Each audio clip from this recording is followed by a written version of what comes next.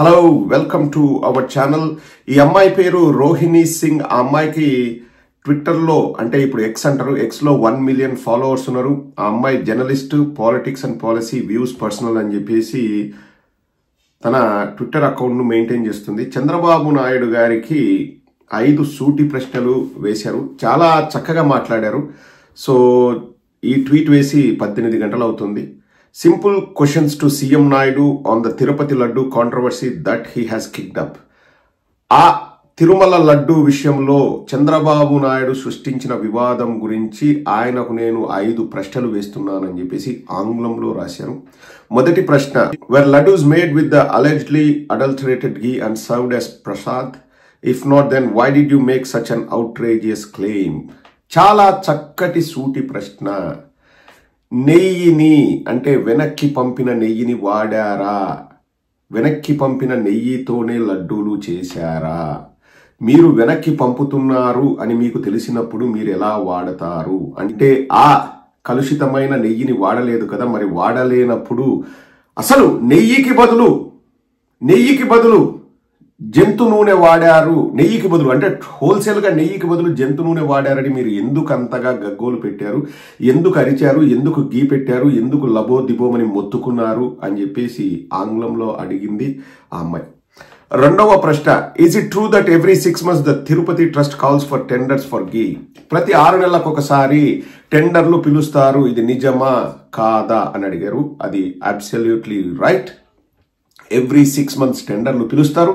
2015లో Karnataka milk federation వాళ్ళు 324 రూపాయలకు tender coat చేస్తే Govind milk and milk products private limited వాళ్ళు 276 రూపాయలకు కోట్ చేశారని చెప్పేసి వారికే కట్టపెట్టిన గనుడు చంద్రబాబు నాయుడు. ఈ రోజు ఏఆర్ డైరీ ఒక కొత్త డైరీ, దానికి ఎలా ఇచ్చారని చంద్రబాబు అడుగుతున్నారు కదా. మరి ఆ రోజు Govind milk and milk products వాళ్ళు అప్పుడు ఫస్ట్ టైం వాళ్ళు బిడ్డింగ్ లో పాల్గొన్నారు. ఫస్ట్ టైమర్స్ అయిన Govind milk and milk products వాళ్లకు ఎలా ఇచ్చావు చంద్రబాబు? వీటికి సమాధానం ఉండదు. అబ్బా కొడుకులు సమాధానం చెప్పే దమ్ము ధైర్యం వాళ్లకు ఉండదు. మూడవ ప్రశ్న, is it true that ghee supplied to the temple is checked for quality before it is used and that tankers have been rejected many times in the past, including the previous TDP regime, because the ghee did not meet quality standards? Yes, Telugu Desam హయాంలో 2014 నుంచి 19 మధ్యలో 14 ట్యాంకర్లను వెనక్కి పంపించారు. YSR Congress party హయాంలో 18 ట్యాంకర్లను test చేసిన తర్వాత వెనక్కి పంపించారు. రోబస్ట్ మెకానిజం ఉంది, స్టాండర్డ్ ఆపరేటింగ్ ప్రొసీజర్స్ ఉన్నాయి. వాటిని బేస్ చేసుకొని నెయ్యిని చెక్ చేసి సంతృప్తి చెందిన తర్వాతనే లడ్డూ తయారీలో వాడతారు. ఒకవేళ అక్కడ వనస్పతి కానీ లేకపోతే వెజిటబుల్ ఆయిల్స్ కానీ ఇంకొక ఆయిల్ కానీ ఉందని తెలిస్తే, ట్రేసెస్ ఉన్నాయని తెలిస్తే ఆ నెయ్యిని మొహమాటం లేకోకుండా, ప్రభుత్వాలతో సంబంధం లేకోకుండా అధికారులు వెనక్కి పంపిస్తారు. అది గతంలో జరిగింది, అంతకుముందు కూడా జరిగింది, ఇప్పుడు అదే జరిగింది. కానీ కోడిగుడ్లు పైన ఈకలు పీకే చంద్రబాబు నాయుడు దాన్ని వివాదం చేసి, ఆ రోజు ఏదో నేను మాట్లాడాను కదా, అది వివాదం అవుతుంది కదా అని చెప్పేసి కొత్తగా ఆఘమేఘాల మీద కొన్ని డూప్లికేట్ టెస్ట్ రిపోర్ట్లు చేయించారా అన్నది ఇప్పుడు ప్రతి ఒక్కడి మైండ్లో మెదులుతున్న ప్రశ్న. ఆ రాత్రి ఆయన మాట్లాడిన రాత్రికే 3 రిపోర్ట్లు ఎట్లా వస్తాయి? అవి జూలై 23వ తేదీ రిపోర్ట్లని ఎలా వస్తాయి? అంతవరకు ఎందుకు బయట పెట్టలేదు? జూలై 23 నుంచి సెప్టెంబర్ 20 వరకు ఎందుకు బయట పెట్టలేదు? ఇటువంటి ఎన్నో జవాబు లేని ప్రశ్నలకు చంద్రబాబు నాయుడు సమాధానం చెప్పాలి. వాళ్ళు చెప్పకుండా పశ్చాత్తాప దీక్ష, మేము బాధపడుతున్నాం, మనోభావాలు దెబ్బతింటున్నాయి, ఆవేదన చెందుతున్నాం, ఆక్రోశం, ఆవేశం అది ఇదని మాట్లాడుతున్నారు తప్పితే సమస్యకు పరిష్కారం తెలుసుకోవాలన్న చిత్తశుద్ధి వాళ్ళకుందా? మేము అడుగుతున్నాం, ఒకటి సిబిఐ ఎంక్వైరీ అయినా వేయాలి, లేదా సిబిఎం కొండ మీదకి వచ్చేసి కుటుంబ సభ్యులతో దేవుడి ముందు ప్రమాణమైనా చెయ్యాలి. అవి ఏవి చెయ్యట్లేదంటనే అనుమానాలకు తావిస్తున్నాయి చంద్రబాబు నాయుడు చేష్టలు. అవి ప్రజలందరూ కూడా గమనించాలని నేను కోరుతున్నాను. ఇక 4వ ప్రశ్న, is it true that those who quote the lowest price in the tender are selected only after approval of the trust board? Yes, 100%. ఎవరైతే L1 అంటారు అంటే least bidder 1, least bidder 2, L1, L2, L3, L4, L1 వాళ్ళు 276 రూపాయలకు example చెప్తున్నా నేను KG నెయ్యిని supply చేస్తా అంటే L2 వాళ్ళు 300 చెప్పారనుకోండి, L2 వాళ్ళకు కూడా మెసేజ్ పంపిస్తారంట. L1 276 అంటున్నారు, మీరు కూడా మ్యాచ్ చేయగలరా, మీకు అవకాశం ఇస్తామంటారంట. ఒకవేళ వాళ్ళు మ్యాచ్ చేస్తామంటే 65% L1 వాళ్ళకి 35% L2 వాళ్ళకి ఇస్తారంట. అలాగా L3 వాళ్ళని కూడా అడుగుతారంట. అడిగినప్పుడు అది స్ప్లిట్ చేసుకుంటూ వస్తారు. మొన్న కూడా ఏఆర్ డైరీ వాళ్ళు ఒక్కరే కాదు, వేరే వాళ్ళు కూడా సప్లై చేస్తున్నారు. ఏఆర్ డైరీ వాళ్ళు వన్ ఆఫ్ ద సప్లయర్స్. ఇప్పుడు ఏఆర్ డైరీ వాళ్ళు ఒక్కరే సప్లయర్స్ అనుకోండి, మీకే చెప్తున్నా ప్రేక్షకులకి చిన్న లాజిక్. ఏఆర్ డైరీ వాళ్ళు ఒక్కరే సప్లయర్స్ అనుకోండి, 4 ట్యాంకర్లు ఎన్నికెళ్తే ఒక 2-3 రోజులు లడ్డూలు తయారీలు ఆగిపోయినాయా? ఆగిపోవు. వాళ్ళు 3-4 వాళ్ళు ఎంకరేజ్ చేస్తారు. ఎంతమంది అయితే బిడ్డర్లు వస్తారో అందరికి కూడా అవకాశం ఇస్తారు. ఇప్పుడు L4 వాడు 350 రూపాయలకి వేసాడు అనుకోండి, కేజీ నెయ్యి నేను 350 రూపాయలకి ఇస్తా అంటే వాళ్ళకు కూడా మెసేజ్ పెడతారు.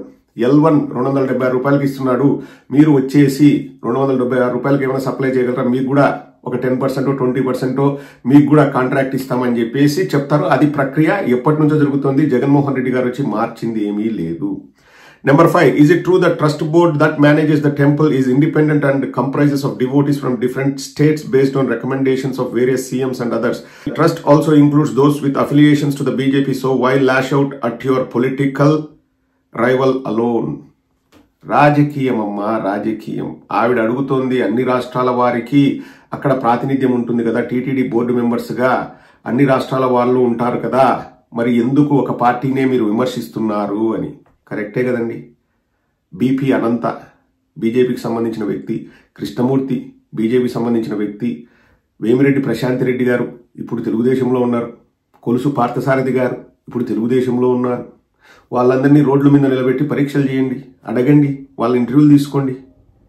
ఎందుకు మాట్లాడట్లేదు? చాలా మంది ఇంక్లూడింగ్ బీజేపీ ఎమ్మెల్యే కూడా ఉన్నాడు టీటీడీ బోర్డు మెంబర్గా.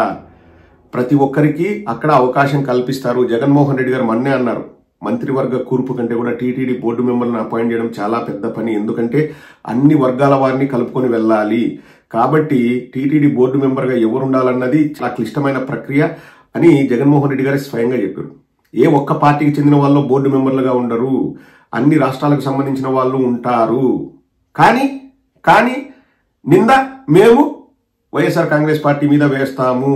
అసలు వైఎస్ఆర్ కాంగ్రెస్ పార్టీ ఉన్నన్ని రోజులు ఏఆర్ డైరీ ఫార్మ్ వాళ్ళు అసలు నెయ్యి సప్లై చేయలేదు, అయినా కానీ వైఎస్ఆర్ కాంగ్రెస్ పార్టీ మీద వేస్తాము, ఎందుకంటే వాళ్ళు అప్రూవల్ ఇచ్చారని చెప్తారు. సిగ్గు శరం ఉండాలి. స్వయంగా ఈవో శ్యామలరావు గారు చెప్పారు, మే 8వ తేదీ మేము నిర్ణయం తీసుకున్నాం, ఏఆర్ డైరీ వాళ్ళకు కూడా కొంత పర్సంటేజ్ కాంట్రాక్ట్ ఇవ్వాలని. ఆ ఉత్తర్వులు జారీ అయింది 20వ తేదీ, మే 20వ తేదీ అని చెప్పేసి శ్యామలరావు గారు చెప్తున్నారు. మే 8వ తేదీ అక్కడ ఎన్నికల కమిషన్ వాళ్ళు రాష్ట్రాన్ని అధీనంలో ఉంచుకున్నారు. మే 8వ తేదీ ఎలక్షన్ కోడ్ ఉన్నింది, రాష్ట్ర ప్రభుత్వాలు నిర్ణయాలు తీసుకోలేదు. మే 20వ తేదీ అసలు జగన్మోహన్ రెడ్డి గారి ప్రభుత్వం అంటే ఆపద్ధర్మ ప్రభుత్వం ఉంది, అప్పటికి కూడా ఎన్నికల కోడ్ అమల్లో ఉంటుంది. అసలు రాష్ట్ర ప్రభుత్వానికి సంబంధమే ఉండదు. వాళ్ళు బిడ్డింగ్ పిలిచిన మాట వాస్తవం ఫిబ్రవరిలో అండ్ బిడ్డింగ్ క్లోజింగ్ డేట్ మార్చిలో, కానీ నిర్ణయాలు తీసుకుంది మేలో. ఫస్ట్ ట్యాంకర్ వచ్చింది జూన్ 12వ తేదీ. కానీ మేము వైఎస్ఆర్ కాంగ్రెస్ పార్టీ వాళ్ళని తిడతాము.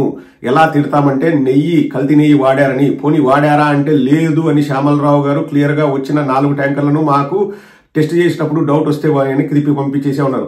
కానీ ఎక్కడ నెయ్యి వాడారు? చంద్రబాబు నాయుడు వచ్చేసి లడ్డు వాసన వస్తుంది, 3 రోజులకే చెడిపోతుంది. ఇదే అండి ఒక రాష్ట్ర ముఖ్యమంత్రి మాట్లాడాల్సిన మాటలు. ఎంత చక్కగా ఆవిడ చెప్పారు. If the adulterated ghee was not use to make the Prasad as has been reported by news channels now, then Mr. Naidu needs to apologize to millions of devotees for hurting sentiment. Yes, తప్పకుండా ముక్కు నేలకు రాసి క్షమాపణ చెప్పాలి. ఒక రాష్ట్ర ప్రజలకే కాదు, కోట్లాది మంది వెంకటేశ్వర స్వామి భక్తుల మనోభావాలు దెబ్బతీసినందుకు చంద్రబాబు నాయుడు ముక్కు నేలకు రాసి క్షమాపణ చెప్పి తీరాల్సిందే. వదిలే ప్రసక్తే లేదు. చిన్నదాన్ని ఎంత పెద్ద చేశారండి. ఇప్పుడు ఆ పవన్ కళ్యాణ్ వచ్చేసి సనాతన ధర్మము నేను అది ఇది అంటున్నారు. ఒక వీడియో వేసాను, చూశారు కదండి. వీళ్ళ సనాతన ధర్మాన్ని కాపాడేది. దేవుణ్ణి, ధర్మాన్ని, సనాతన ధర్మాన్ని కాపాడాలి అంటే రాజకీయ నాయకులు దేవుళ్ళ గురించి మాట్లాడకపోవడమే ఉత్తమం. దాన్ని మించిన కాపాడటం ఏది ఉండదు. రాజకీయ ప్రయోజనాల కోసం, స్వప్రయోజనాల కోసం అవతల వారిని ఇరుకున పెట్టాలనే దురుద్దేశంతో అక్కడ ఏమీ జరగకపోయినా ఏదో జరిగిపోయింది, బ్రహ్మాండం బద్దలైపోయింది అని చెప్పేసి ప్రజల బుర్రల్లో విషాన్ని నాటే ప్రక్రియ వీళ్ళు ఈ రోజు కాదు 30 ఏళ్ల నుంచి చేస్తున్నది ఇదే. మనం నెత్తి నోరు బాదుకుని చెప్తున్నది అదే. ప్రజలు అర్థం చేసుకోవాలి. వీళ్ళ కబంధ హస్తాల నుంచి ప్రజలు బయటకు రావాలి. ఏ కిరవాణి కబంధ హస్తాలు వీళ్ళవి, మావి కాదు. వీళ్ళ కబంధ హస్తాల నుంచి ప్రజలు బయటకు వస్తే ప్రశాంతంగా మనశ్శాంతిగా ప్రజలు బతకగలరు. ఆవిడే ఇంకొక మెసేజ్ కూడా పెట్టింది చూడండి, అది చదివి ముగిస్తాను. The reason why the Tirupati laddu controversy is dangerous because it preys on faith of millions and has the potential to further divide society. Fake news has already started doing the rounds that the firm that supplied the ghee is owned by Muslims. చూడండి ఎంత తొందరగా సమాజాన్ని విచ్ఛిన్నం చేస్తాయో ఇటువంటి సున్నితమైన అంశాలు. కాబట్టి రాజకీయ నాయకులు జాగ్రత్తగా ఉండాలి. ఆల్రెడీ ఒక న్యూస్ చక్కర్లు కొడుతుంది, ఏఆర్ డైరీ అన్నది ముస్లిమ్స్ దని.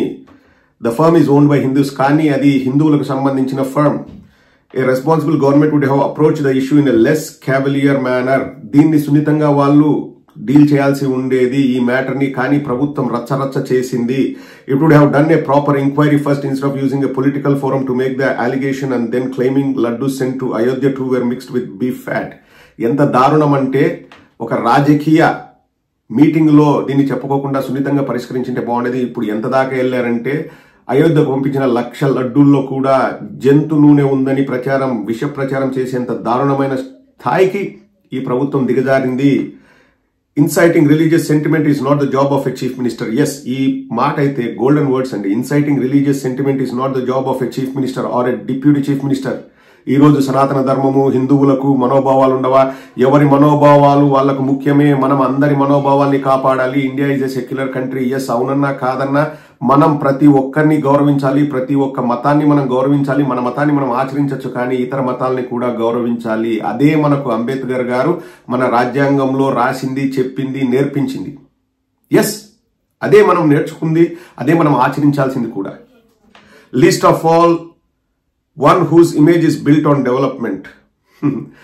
ఇతను నేను అభివృద్ధి చేసి విజనరీ అని పేరు తెచ్చుకున్నాను, నేను గొప్పని, నేను విజనరీని, అన్ని కనిపెట్టింది నేనే అనే వ్యక్తి రాజకీయాల్లో కులాలను మతాలను తీసుకొచ్చి మాట్లాడడం ఎంతటి దౌర్భాగ్యం అని చెప్పేసి ఆవిడ చెప్పింది. ఆవిడ పేరు రోహిణి సింగ్. చక్కగా చెప్పామమ్మా. ఈవిడ ఒక జర్నలిస్టు. ఇటువంటి వాళ్ళు ఎందరో బయటకు వస్తున్నారు. ఎన్డీటీవీ వాళ్ళు బయటకు వచ్చారు, ఇతర ఛానల్స్ వాళ్ళు కూడా. వాళ్ళు ఇప్పుడు వాస్తవాలు తెలుసుకొని బయటకు వచ్చి మేము రిపోర్టింగ్ చేశాము, తప్పు చేశామని చెప్తున్నారు. కానీ నేషనల్ మీడియాకు నేను ఒకటే రిక్వెస్ట్ చేస్తున్నాను, please verify twice or thrice before you publish anything, you speak anything. You tell the public what is right and what is wrong. Before that, you should know what is right and what is wrong. Please clarify, especially when the issue is very, very sensitive. You need to have that responsibility to clarify what is right and what is wrong. I request all the national media to be extra cautious when you tell people something which is involving the sentiments of millions and millions of devotees.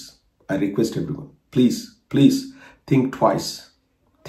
You have that network, you can easily identify the facts. So please explain the facts to the public. I request each and every media house. Thank you.